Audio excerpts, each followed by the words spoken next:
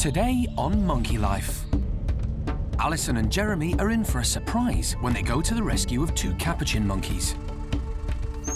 The calls that I'm hearing coming from the house are marmosets. I don't think it's going to be capuchin monkeys.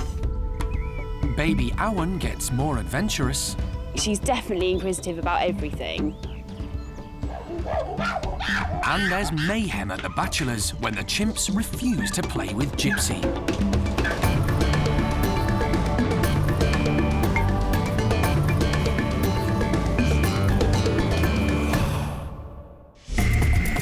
Monkey World in Dorset, set deep in the English countryside, is the largest sanctuary of its kind on the planet. The team, led by Dr. Alison Cronin, rescues and rehabilitates abused and unwanted primates from all over the world. Nothing's ever straightforward on these. The park provides a home for more than 240 monkeys and apes. Its aim is to give them as happy and natural a life as possible.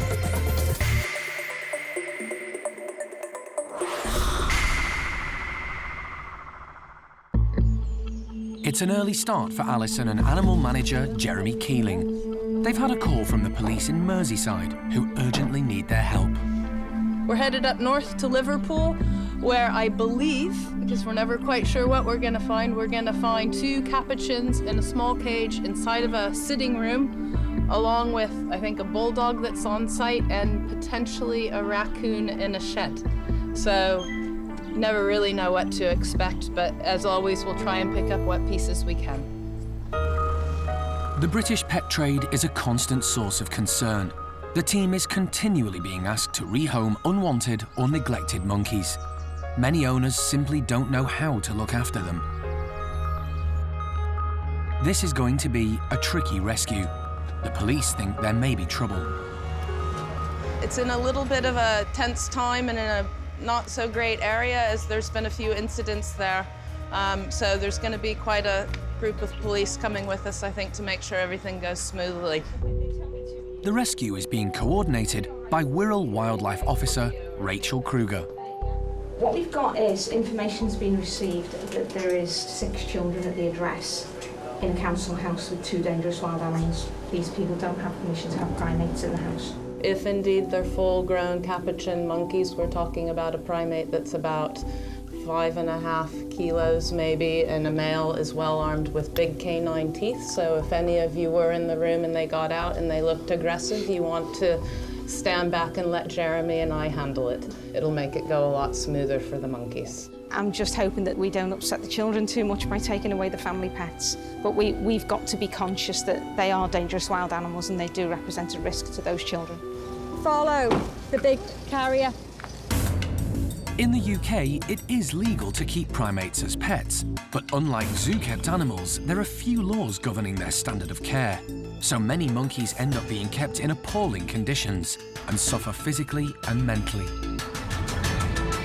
Yeah, they're all ready. When Alison reaches the house, there's a surprise in store. Marmosets. The calls that I'm hearing coming from the house are marmosets. So we'll see what's in there, but I don't think it's going to be capuchin monkeys. It sounds like the team could have a problem. To keep capuchins, you need a dangerous wild animals license, but you don't with marmosets, which makes them more difficult to confiscate. On top of all that, the gear they've brought to handle and transport the animals is meant for capuchins. Hey, sweetie. Yeah, they're common marmosets. Obviously. Who did you get them from? I bought one in Birmingham and one up in Scotland. Okay, and are they, like, friendly and they come out and hang out with you? Yeah, they just sit on my shoulder. Yeah. What's your name, please? You're a girl. Hey, sweeties. What are their names? Clyde is Scottish, that's the girl. Clyde? And Clydie. Charlie. Clydie and Charlie. Is from Birmingham. Okay. The house is full of animals. Alison is not impressed. It's a real problem having marmosets collared in a cage. They can hang themselves. It hasn't been cleaned in months, if not years. Outside, they make another grim discovery. Wow.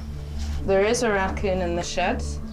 It's got terrible matted fur, and it's living in so much filth and excrement.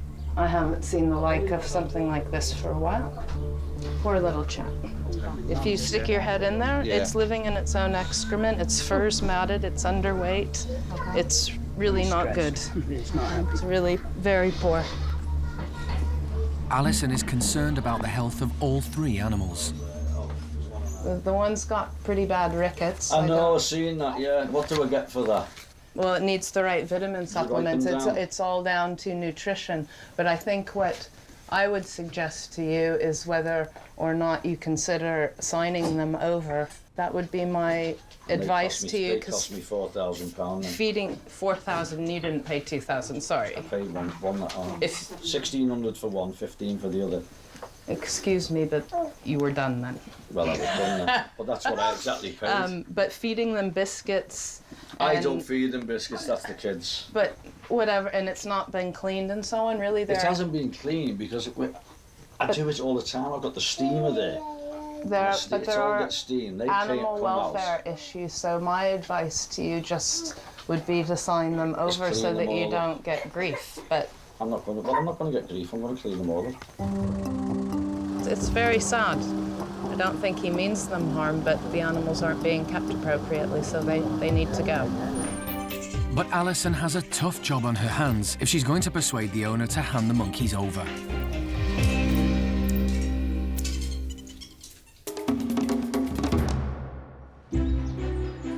Back at the park, the chimp team are preparing a surprise for the all-male group known as the Bachelors. Some of the boys do have a tendency to be a bit lazy, so the team are filling their enclosure with fun things to encourage them to get a bit more exercise. And, as chimps are largely governed by their stomachs, they're making sure there are plenty of treats too.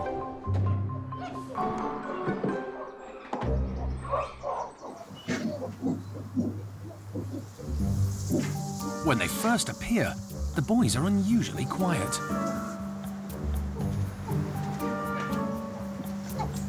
The higher-ranking members of the group quickly get their hands on the goodies, but there's none of the normal squabbling.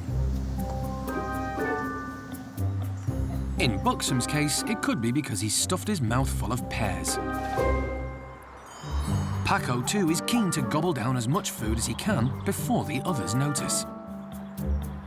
Leader Butch is one of the brighter chimps and soon realises the plastic balls may not look very appetising, but they're filled with tasty yoghurt.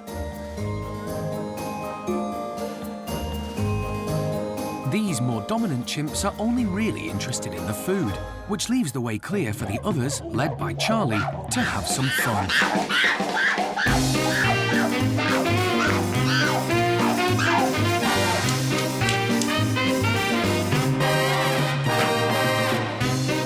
Seamus, who's not the cleverest, strikes lucky when he finds nuts in the barrel. But the others just want to cause mayhem.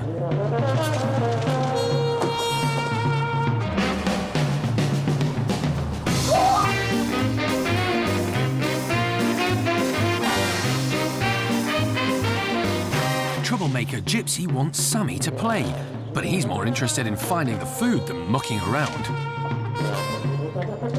He tries his luck with Jimmy, but that turns out to be a bad idea. So he goes back to annoy Sammy.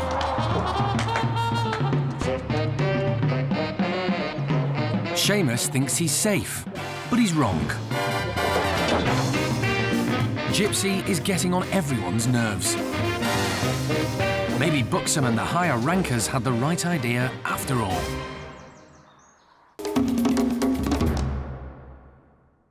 Back in Liverpool, the police have discovered the owner of the marmosets has broken his tenancy agreement by keeping the animals, so they can confiscate them after all, despite his protests.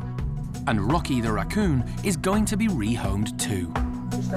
Okay, just careful, you don't want to have him sick. Jeremy resorts to bribery to entice him into his travelling crate. Now, but it was all in the wrong manners. He actually went straight into the boat. Even the cameraman could have done that, it was so easy.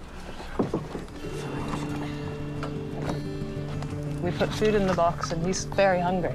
He's troughing away. He's already eaten a whole banana, an entire half a bag of grapes and a nectarine. Here you go, Rocky. Come on, young man.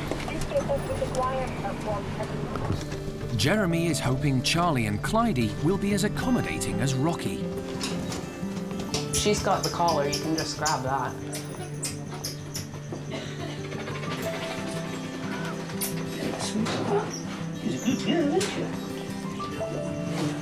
The crate is large because it had been intended for a Capuchin, so there's plenty of room for both Charlie and Clydie.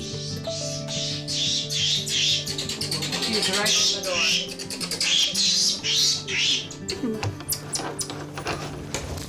Fun. So the pair are in together. We've got them fresh water. He's already eating banana, so I think he's quite pleased to be having some more regular food. Marmosets have to be fed an appropriate diet and given vitamins to make sure they get all the nutrients they need. What a day, you know? Just goes to show there can be anything living next door to you right now in this country. And it's just tragic because these animals needed saving and I want to get them health checked now. So back to the park ASAP. Coming up, a shock for Jeremy and Alison when they discover Clydie is pregnant. Okay. And grubs up at the Stumpies, but Phil and Jonathan lose out again.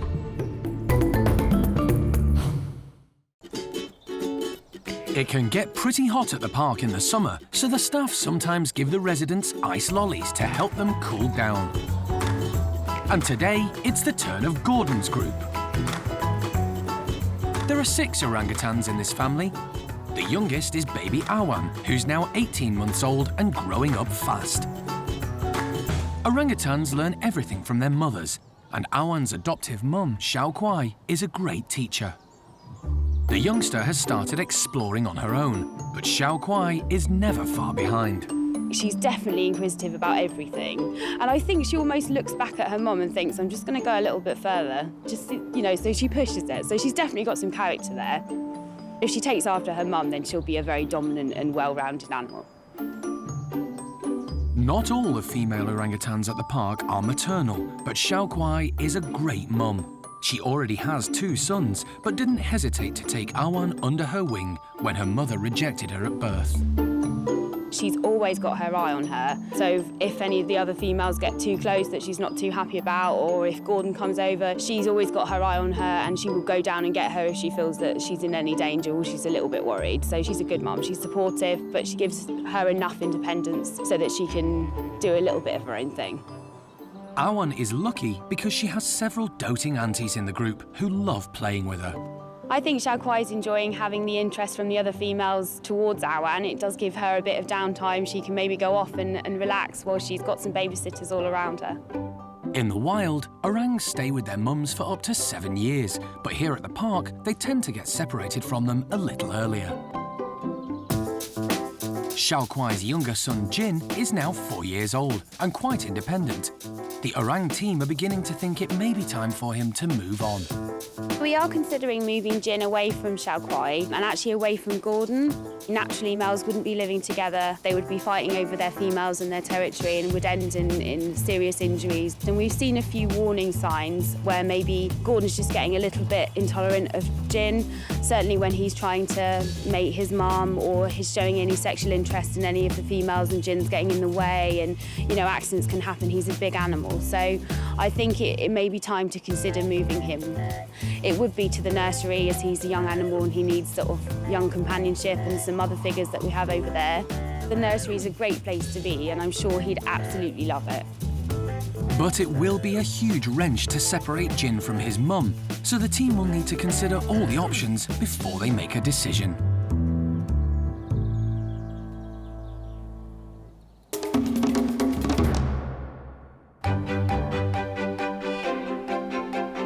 At the Stumpy house, the macaques are being their usual grumpy selves. These monkeys take life at a much slower pace than other residents at the park. But the team have come up with an idea to entice them outside.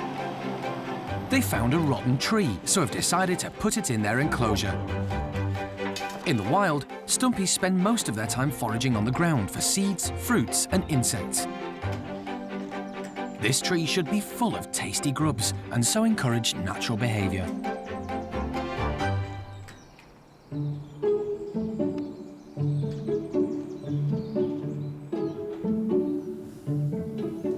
Phil is the first to spot the tree, but ugly monkeys, as they're affectionately known here, have a strict hierarchy, and he's at the bottom, so he keeps his distance.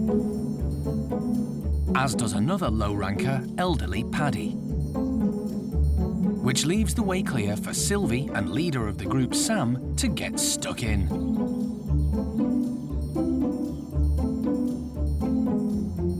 Phil has now been joined by Jonathan, who's also low in the pecking order. It could be a while before they get their turn. Stumpies are surprisingly dexterous, so Noreen has no problem grabbing hold of tiny insects. Meanwhile, Miriam and Sylvie are using their big cheek pouches to stuff as much as possible into their mouths. They won't eat it all now. They use their pouches to store food for later. Sam has moved away to enjoy his stash and is soon followed by Miriam. But greedy Sylvie is still hard at it. She'll eat anything and doesn't seem to care that there'll be nothing left for the others. Paddy decides to give up.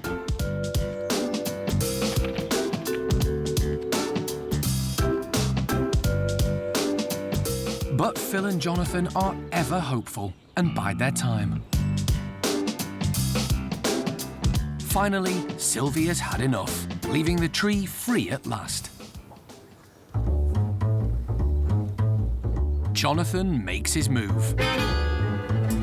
But just at that moment, Charlie, who's the lowest ranking female but still higher than Jonathan, decides to take her turn. Fortunately, she seems more interested in the camera than the grubs. Which means Jonathan and Phil can nip in to pick up the scraps. It just goes to show perseverance pays off.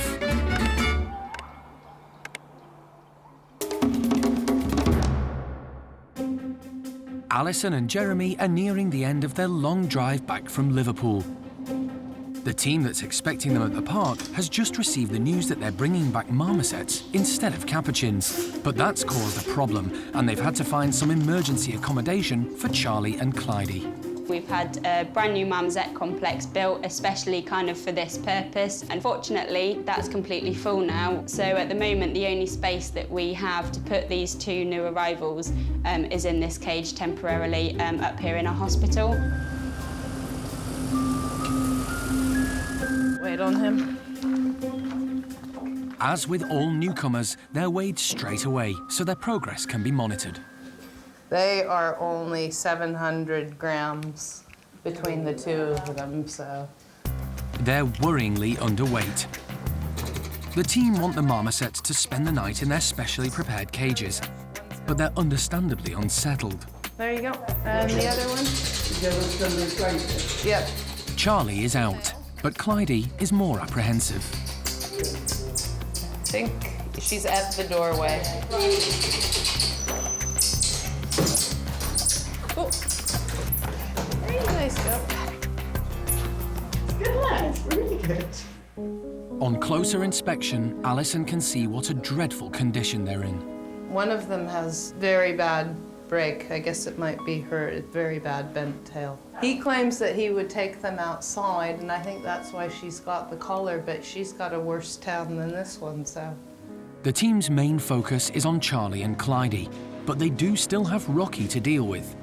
Rocky, the raccoon. I mean, we're not Raccoon World, so Rocky, we're gonna have to find a home elsewhere. We think we've got a place sorted in Kent, so I'm really pleased for him. He's really sweet. So it looks like a happy ending for Rocky, but Charlie and Clydie are of more concern. Jeremy is keen to take off Clydie's filthy collar, but there's a surprise in store. It's just a belt. Yeah, just undo the belt. Pregnant. I thought I was going to say she looks the So same. let's get the collar off and put her back. I know, lovey. The collar has been put on very tightly. tight. I've got it. This will have made it easy for Clydie's previous owner to catch her, but will have been very uncomfortable for the pregnant marmoset. You won't take me, I don't care. That's going to feel so much better, darling. Yeah. There you go, lovely. Yeah, feel it coming. Yeah.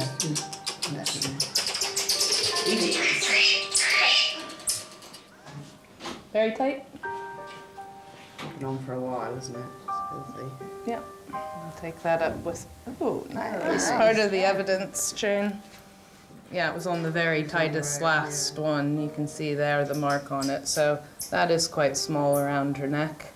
I don't know. I don't know what to say. The whole British pet trade is so appalling, and the animals are so neglected and mistreated, and even if these people liked their marmosets, the conditions were so bad. They've got rickets, she's pregnant, what were they gonna do with offspring? I don't know. It's just tragic, really, just tragic. So we'll have to see what happens, because really, we don't have room to keep them here at the moment, so we're gonna have to really put our heads together and work out where we can keep these guys.